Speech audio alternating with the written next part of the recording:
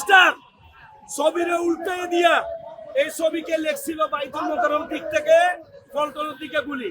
আন্তর্জাতিক সম্প্রদায়কে বাংলাদেশ সম্পর্কে ভুল মেসেজ দেওয়ার জন্য তারা নিজেরাই এই ধরনের ঘটনা ঘটাইতে পারে। রাষ্ট্রকে ভিতর থেকে দুর্বল করে দিয়ে এই দেশে ভারতীয় আধিপত্যবাদ কায়েম করাই ছিল তাদের আসল উদ্দেশ্য।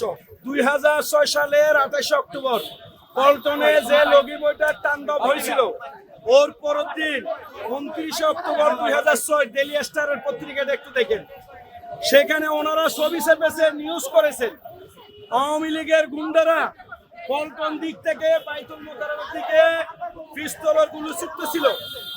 আর এই ডেইলি স্টার ছবিরে উল্টে দিয়া এই ছবিকে লেখছিল বাইতুল মোকাররম দিক থেকে পল্টনের দিকে গুলি।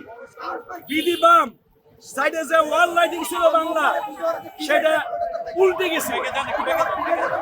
ওনাদের যে সাংবাদিকতা, এটা এই দেশের মানুষের পঞ্জীভূত ক্ষোভের একটা বহিঃপ্রকাশ হয়েছে বলে আমরা মনে করি।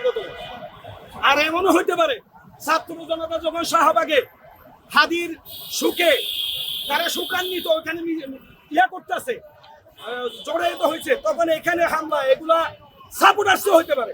এটা এই সরকারের উপর দুঃসা পাইয়ে দেওয়ার জন্য, আন্তর্জাতিক সম্প্রদায়কে বাংলাদেশ সম্পর্কে ভুল মেসেজ দেওয়ার জন্য তারা নিজেরাই এই ধরনের ঘটনা ঘটাইতে পারে, কারণ তাদের অতীত ইতিহাস তাই বলে।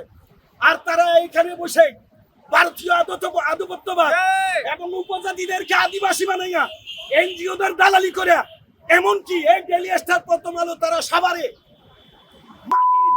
কারখানা খুলেছে, তারা ওখানে যাইয়া দেখে।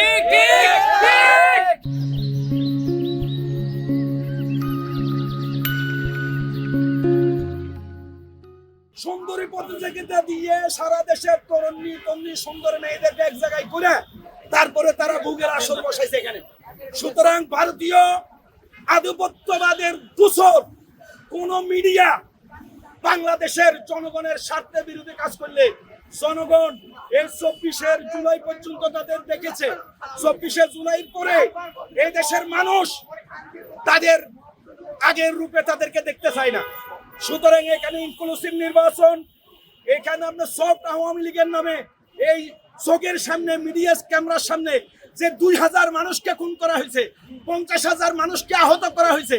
আমরা গত পরশু দেখলাম লন্ডনের একটা আন্তর্জাতিক একটা গবেষণা প্রতিষ্ঠান, তারা বলছে এই 16 বছরে $230 বিলিয়ন বাংলাদেশ থেকে পাচার করা হয়েছে। এই 28,00,000 কোটি টাকা যে বাংলাদেশ থেকে পাচার করা হয়েছে, এই ব্যাপারে ওনাদের কোনো নিউজ ছিল না। সুতরাং এই দেশে দেশপ্রেমিক ইসলাম প্রেমিক জনতার বিরুদ্ধে তারা নিউজ করে তাদেরকে উস্কে দিয়ে রাজপথে এই নিউজ আবার কভারেজ করে আন্তর্জাতিক সম্প্রদায়কে বাংলাদেশের মৌলবাদের উত্থান এবং বিভিন্ন চেতনার আড়ালে ইসলাম বিরোধিতা, ইসলাম বিদ্বেষ প্রকাশ করাইছিল তাদের আসল কাজ।